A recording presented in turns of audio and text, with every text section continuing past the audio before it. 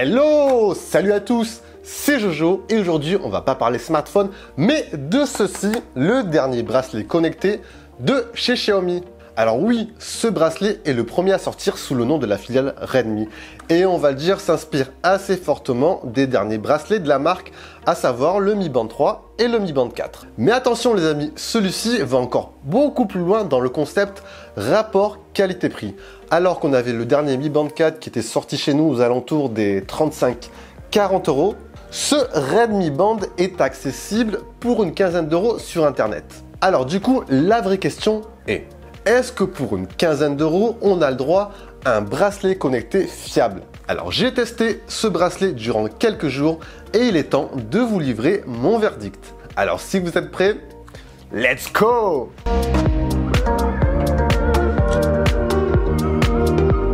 Alors oui, on vit dans une époque où on souhaite tout connaître, tout savoir, tout mesurer, analyser ses efforts, compter le nombre de ses pas, sa distance, le nombre de calories brûlées, voire même analyser la qualité de votre sommeil et j'en passe bien d'autres. Donc afin d'analyser le maximum d'informations, bon nombre de constructeurs se sont lancés ces dernières années sur le créneau des bracelets connectés et c'est notamment le cas de Xiaomi, mais toujours avec le même concept, donner le meilleur avec un prix ultra compétitif. Alors voilà, avec cette dernière version à 15 euros, déjà au niveau du bracelet en lui-même. Bon, visuellement, on n'est pas sur un bracelet qu'on va comparer à des bracelets de chez Apple par exemple ou des bracelets de chez Samsung.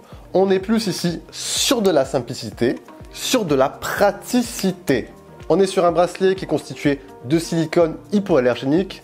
Bon voilà, ce n'est pas un bracelet qui est moche en soi, mais ultra simpliste, aspect plutôt plastique. Ici, je possède un bracelet de couleur noire, mais Redmi propose également d'autres coloris comme le vert kaki, du orange ou encore une version bleue.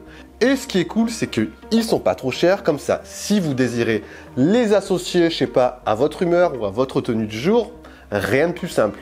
Après, petit reproche à émettre sinon sur les attaches du bracelet, bon voilà, il faudra juste appuyer un peu fort, voire même très fort, afin de pouvoir rentrer juste la petite boucle dans les petits trous du bracelet. Sinon, au passage, il y a 9 petits trous, donc ajustable selon votre taille du poignet. Allez, si on continue au niveau de la conception de l'écran, on est ici sur une techno de type LCD IPS. Bon voilà, oui, on n'est pas sur de l'OLED comme sur les derniers Xiaomi Mi Band. Mais encore une fois, pour 15 euros, Redmi a dû faire quelques concessions. Après sinon, au niveau de la luminosité, elle est assez satisfaisante pour pouvoir l'utiliser dans toutes les conditions. Le seul petit reproche que je pourrais mettre, c'est qu'il n'y a pas de capteur de luminosité. Donc il faudra ajouter cette dernière manuellement selon les conditions. Après moi, personnellement, je laisse constamment la luminosité au maximum et, on va le dire, cela n'affecte pas particulièrement l'autonomie sur le long terme. Et ça, c'est plutôt un bon point. Si vous désirez en savoir un peu plus sur les caractéristiques techniques du bracelet, tenez, je vous mets tout ça en vue, comme ça vous permettra d'y voir un peu plus clair sur tout ça. Si on continue sur l'aspect design du cadran, on est sur quelque chose de rectangulaire, donc si vous avez connu le Mi Band 4, qui lui est ovale, ici on est sur quelque chose plutôt de carré rectangulaire. Donc après avoir utilisé ce bracelet pendant quelques jours, j'en ai ressorti deux gros points forts. Alors un, son autonomie et deux, les fonctionnalités qu'il propose par rapport à son prix. Alors au niveau de l'autonomie, la marque elle annonce pas moins de 15 jours d'autonomie. En réalité, on est plus sur du 13 jours, 14 jours, donc honnêtement, on va pas chipoter, c'est tout bonnement impressionnant. Franchement, ne pas avoir à la recharger tous les soirs, c'est topissime. Bon, pour recharger votre bracelet, rien de plus simple, il vous suffira juste de retirer le bracelet et ensuite brancher votre cadran directement sur un port USB. De 0 à 100%, il faudra compter à peu près 2 heures de charge. Donc voilà, si on fait le rapport 2 heures de charge pour 13 jours d'autonomie, le rapport est tout bonnement excellent. En plus, moi perso, j'ai tendance à laisser toutes les notifications, la luminosité au maximum. Donc, rajouter à tout ça 13 jours, c'est plutôt pas mal. Le deuxième point fort, comme je vous ai dit, ça va être les fonctions qu'il propose par rapport à son prix. Bon, juste un petit point, si vous possédez déjà le Mi Band 4, on est quasiment sur les mêmes fonctions. Alors, comment ça se présente? 1. Vous allez devoir appairer votre bracelet à l'application. Alors, l'appli à utiliser, c'est Xiaomi Wear. Par contre, cette appli, elle n'est pas référencée sur le Play Store. Il faudra juste au préalable la télécharger via le QR code fourni dans la notice. Une fois cela fait, bon, rien de plus simple, vous appellerez votre bracelet et c'est synchronisé. Au niveau de l'application en elle-même, elle est assez simple d'utilisation, fonctionnelle. Un point important à savoir, c'est que vous êtes sur une version en anglais. Mais honnêtement, simple et facile pour s'y retrouver. Donc vous avez différents menus. Donc sur cette première onglet, vous allez pouvoir changer le visuel du cadran. On va par exemple choisir celui-ci. Donc voilà, comme vous voyez, il y en a pas mal. Donc on choisit celui-ci. Hop, et du coup, il apparaît sur le cadran. Donc nickel. On peut également programmer une alarme, paramétrer les notifications qu'on souhaite recevoir. Alors moi, par exemple, je souhaite juste être notifié des appels, des messages et de quelques notifications de YouTube. À savoir au passage que vous ne pourrez pas répondre avec votre bracelet. Celui-ci servira uniquement à visualiser qui vous appelle et visualiser vos messages. Sur le deuxième onglet Data, vous allez pouvoir checker toutes les données que votre bracelet aura enregistrées, le nombre de calories, le nombre de pas, les BPM, c'est-à-dire votre fréquence cardiaque, les alertes d'inactivité et même la qualité de votre sommeil. Et vous aurez ensuite deux onglets pour d'autres paramètres. Allez, pour en revenir au bracelet en lui-même, comment ça se présente? Alors, vous aurez juste à scroller vers le bas ou le haut pour accéder aux différents menus. Alors, le premier onglet, statut.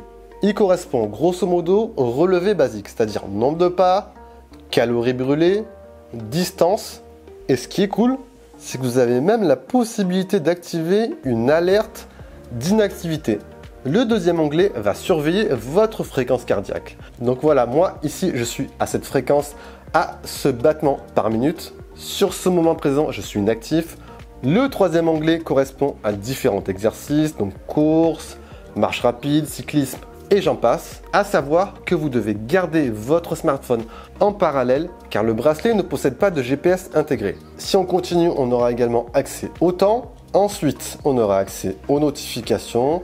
Et le dernier onglet correspond en gros à d'autres paramètres comme régler l'alarme, pouvoir choisir votre musique en cours et d'autres petits points assez simples. Donc voilà, les interactions avec votre bracelet sont dans la globalité assez simples. Ce bracelet vous servira à visualiser instantanément les appels, les messages, les notifs et la musique en cours. Pour le côté sport maintenant. Bon, honnêtement, ce bracelet il va plutôt s'adresser à des personnes qui ne sont pas à la recherche de quelque chose d'ultra précis. Donc, les sportifs avertis, passez votre chemin. On est plus sur un bracelet s'adressant à un sportif occasionnel, voilà, qui est à la recherche d'un suivi de données et ainsi voir l'évolution à travers tout ce qui a été enregistré via son bracelet. Donc voilà, en gros, ce bracelet, pour le côté sportif, ne vous permettra pas de créer des programmes sportifs, je sais pas, comme des fractionnés par exemple, mais plus à enregistrer les données et voir ainsi votre évolution sur le long terme. Alors au final, bon, il y a pas mal de choses à dire sur ce bracelet. Alors la première question qu'on s'est posée est, est-ce que pour 15 €, on a le droit à un bracelet connecté fiable? Alors dans les faits, je vous répondrai oui. On a un bracelet qui vous permettra de visualiser instantanément les appels, les messages, les notifications et même la musique en cours. Pour le côté sportif, on a un bracelet qui vous permettra d'enregistrer vos données, que ce soit le nombre de pas, la distance, le nombre de calories brûlées, donc en gros votre état de santé. Donc si vous êtes à la recherche d'un bracelet simple d'utilisation, pas très cher et fonctionnel, ce Redmi Band pourra éventuellement faire l'affaire. L'expérience utilisateur est très pratique et simple. L'application Xiaomi Wear en parallèle va également au plus simple. Le bracelet est personnalisable, que ce soit le bracelet en lui-même ou le visuel du cadran. Donc honnêtement, pour 15 €, il en fait un peu plus. Voilà, j'espère que ce test vous aura permis d'y voir un peu plus clair. Si vous avez des questions, n'hésitez pas juste en bas. Vous en avez l'habitude, c'est toujours sympa de pouvoir échanger.